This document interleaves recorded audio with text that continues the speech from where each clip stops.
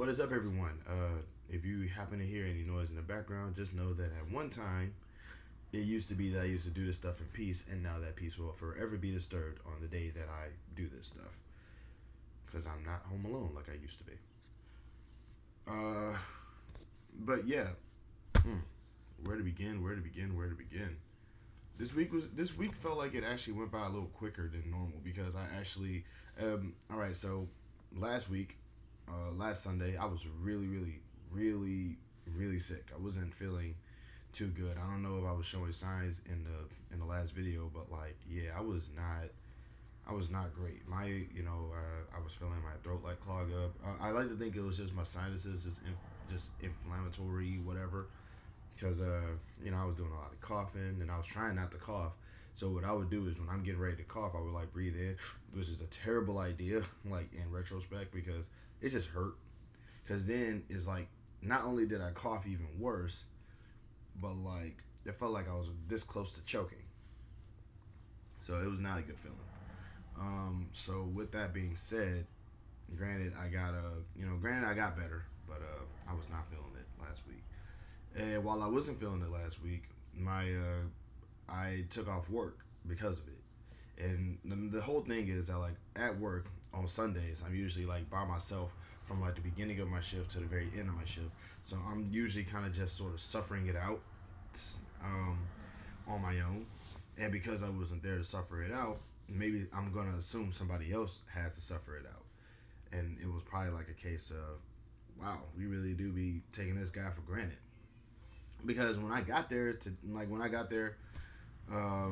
this past Sunday or yesterday, I had bro, it was like a perfect shift. It felt like every other couple of hours, somebody was like coming in to help, like an actual coworker, not like it wasn't like oh they just got somebody from the kitchen to come help me out. It was actually like, wait, they scheduling these guys better now? What?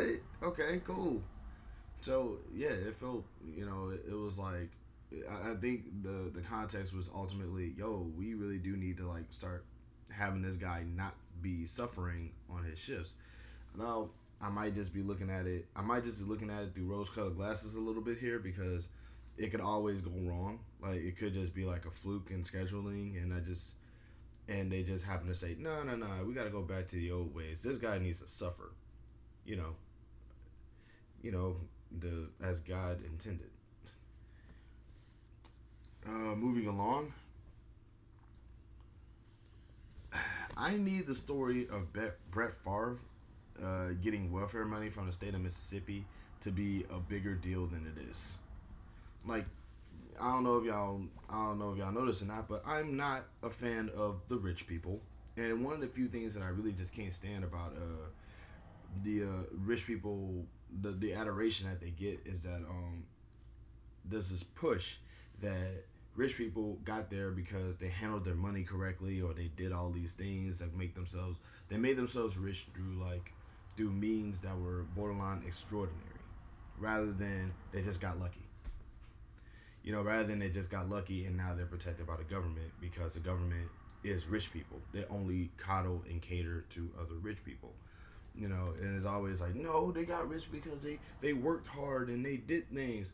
My whole thing is that, like, as I've said before, if I don't know why somebody got rich, I don't think that they got rich for anything. For example, I can tell you, I'm not even a big basketball fan. I can tell you, oh, Michael Jordan clearly got rich from playing basketball. I can I'm not a big sports fan, but I can probably tell you that an athlete probably earned their money through athletics, and maybe at some point turn the money that they earn from athletics into other things to maintain the riches. Same thing with actors or like basically people who perform and do things. I mean, like it's kind of like how like in my opinion, I feel like by that context, people who work in food should be the richest people in America because in all seriousness, like food is the most tastiest thing in the world. Like imagine going to a restaurant and like getting sick or whatever. It rarely ever happens because the food is properly regulated. The food is prepared in such a way that when you eat it, you're not going to get sick. and also you want more of it. It's just wild to me specifically that like something so essential to just human life in general is, like kind of pushed as, oh, it's just a basic thing. Nobody should care about the people who work with food, but we should care about, celebrities and like famous people and stuff like that. It's just wild to me. Like, I'm not necessarily saying that we need to treat food workers like celebrities, but like, if it's like the fact that we don't is just kind of weird, because if food workers really wanted to, they could like kill every person on the planet. No, like, yeah, on the planet. All they have to do is just offer up tainted food to everybody at the same exact time. Everybody just starts dropping like flies. This food poisoning epidemic. No, no, no, no, no. And that food poisoning epidemic will like last at least a good month before people start dying again. I'm just saying. It's just wild to me specifically, like how we kind of just sort of put tiers on a hierarchy of people, and the people at the bottom are the most necessary people on the planet, and the people on the top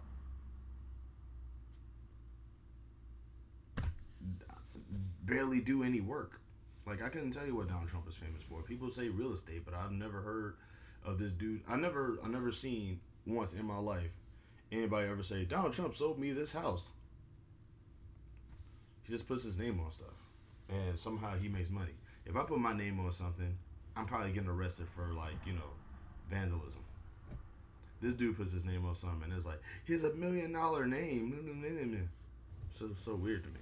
So Brett Favre actually, um, like getting welfare money. It's just like I need that to be a bigger story, because like now the narrative that rich people are coddled by the government and rich people are like like babied basically. It's like that's confirmation right there. That like here it is. It's just wild, man. I this I really like. I need that to be a bigger story than racists are angry at Ariel. Ariel being played by a black actress, because first off, it's America. You know what I mean? America is a racist country, chock full of racist people who say racist things, who say and do racist things. My whole thing is that like it shouldn't be a surprise that racists are still in America. My whole thing is that like it should be, we should as a people just be sick and tired of their BS and maybe apprehend them accordingly. Like instead of always trying to shoot them under the rug, we should realize that the rug has gotten too small to keep shooing them under. Like my whole thing is that like why can't we like in a society that makes fun of everybody for everything, it feels like white supremacists are like just completely ignored. You know, I don't understand that. Because like me personally, like I mean, at the end of the day, I honestly don't care about the Little Mermaid that much. Like I hope I hope the live action does well. But also, I've seen the movie before, so I mean, what's the surprise? Oh, the actress is played by a black woman, and it's like, oh, so also she's a phenomenal singer, so the musical numbers are going to be spectacular. And I'm like, I don't care. I didn't really care that much about the movie when it was that animated film. I don't really care that much about musicals. So it's like this doesn't really affect me, but I do love the fact that it's ticking off racists though. I love that. Because racists need to be ticked off. I feel racists need to be attacked more times now than ever. Like, because of the fact that right now we have an election season coming up, and like racists are going to go full force to the ballot, to the polls and everything like that. So we need to make them, but they need to lose. Not only do we need to make them uncomfortable, we need to defeat them. We need to win against them, because they're waging war against us. You know what I'm saying? White supremacists are waging war against anybody with sense. So let's beat them, because we should outnumber them. That's all I'm saying. Uh, but yeah, like I don't. Yeah, like that has nothing.